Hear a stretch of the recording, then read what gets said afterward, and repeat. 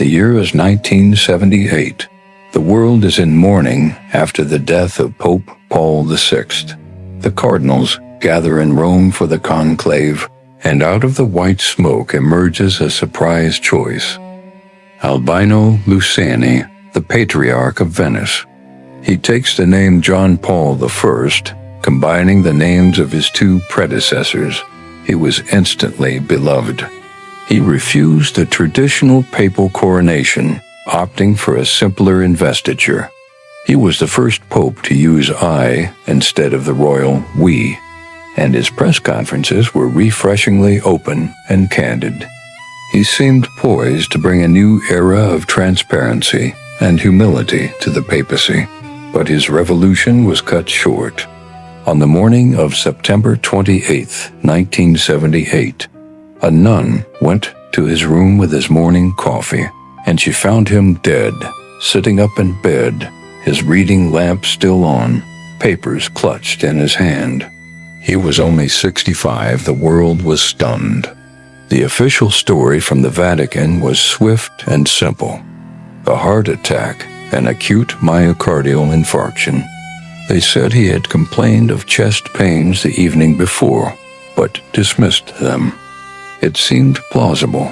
He had a history of poor health, but almost immediately the questions began, and the Vatican's handling of the situation didn't help. They announced his death hours after the discovery. They initially lied about who found the body, saying it was his personal secretary, not a nun, because it was considered unseemly for a woman to enter the Pope's bedroom. This small lie made people wonder, what else were they hiding? And then there was the biggest issue of all, no autopsy. According to Vatican law at the time, autopsies on popes were forbidden. The body was quickly embalmed, destroying any potential evidence of foul play. This decision alone fueled conspiracy theories for decades. Why rush to embalm? Why avoid an autopsy that could have silenced all the rumors? To many, it looked like a cover-up. The official cause of death was based purely on observation, not medical examination. So if it wasn't a heart attack, what could it have been? This is where the story gets really juicy. The main theory revolves around the Vatican Bank. Yes, the Vatican has a bank officially known as the Institute for the Works of Religion, or IOR, and in the 1970s, it was entangled in some seriously shady business. The IOR was a major shareholder in a private Italian bank, Banco Ambrosiano, which collapsed in 1982 in one of Italy's biggest financial scandals. The bank's chairman, Roberto Calvi, was known as God's banker due to his close ties to the Vatican. He was later found hanging from Blackfriars Bridge in London, his pockets stuffed with cash and bricks. It was initially ruled a suicide, but later declared a murder. So what does this have to do with Pope John Paul I? Well, the theory goes that the new pope, with his promise of reform and transparency, had discovered the massive corruption festering within the Vatican Bank. He was horrified by the links to money laundering, shady characters, and even the mafia. It's alleged that he was preparing a list of names, bishops, cardinals, and bankers to be removed from their posts. This list supposedly included Archbishop Paul Marcinkus, the American-born head of the Vatican Bank. If John Paul I had gone through with this cleanup, it would have exposed a massive criminal enterprise and brought down some of the most powerful men in Italy and the Vatican. These were men with a lot to lose. According to this theory, they decided they couldn't let that happen. The Pope had to be silenced. Proponents of the assassination theory, like the British journalist David Yallop in his explosive 1984 book, In God's Name, argue that the Pope was poisoned. Yallop points to the inconsistencies in the Vatican story, the lack of an autopsy, and the powerful motives of those who stood to be exposed. He suggests that the Pope's nightly dose of medication for his low blood pressure could have been easily swapped with a fatal substance, something that would mimic the symptoms of a heart attack. The papers he was supposedly holding when he died? Yallop claims they were the list of appointments and dismissals he was planning to announce the next day. These papers conveniently disappeared. Think about the players involved. You have Archbishop Marcinkus, a tough, street-smart figure who ran the Vatican bank with an iron fist. You have Roberto Calvi, the doomed banker. And you have Licio Gelli, the head of a shadowy Masonic lodge called P2, which had infiltrated the highest levels of Italian politics, finance, and intelligence. But let's pump the brakes a little and look at the other side. Is there any actual hard evidence of a murder? The short answer is no. It's all circumstantial. The evidence is based on inconsistencies, motive, and speculation. The Vatican has always vehemently denied the conspiracy theories. They maintain that the Pope died of natural causes, a victim of his already fragile health. In 2017, the journalist Stefania Falasca, who was the vice postulator for John Paul I's cause for sainthood, published a new book based on newly available documents and witness testimonies. She argues that the Pope did indeed have a serious documented heart condition.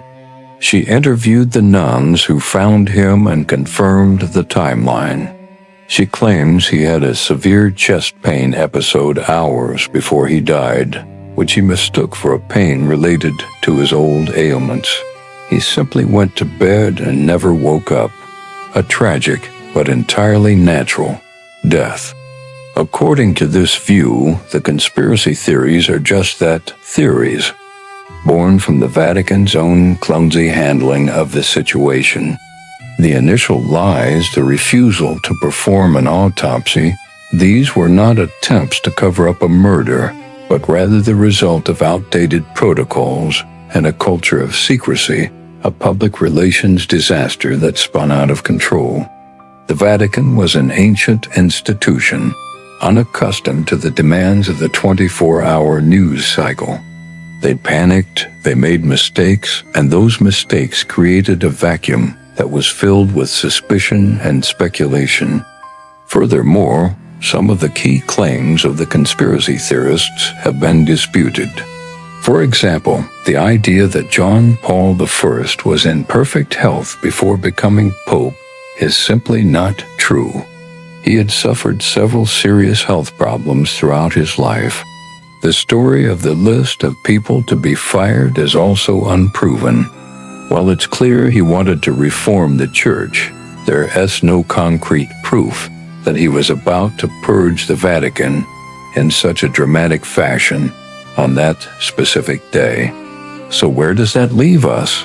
We have two compelling narratives.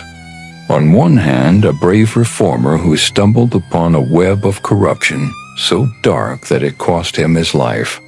A story of high finance, secret societies, and murder in the holiest of places. It's a thrilling, cinematic tale that speaks to our distrust of powerful institutions. On the other hand, we have a much sadder, more mundane story. A good man, burdened by poor health and the immense weight of his new office, who simply succumbed to a fatal heart attack. A story of institutional incompetence and poor communication that accidentally created one of the greatest conspiracy theories of our time. The truth is, without an exhumation and a modern autopsy, we will probably never know for sure.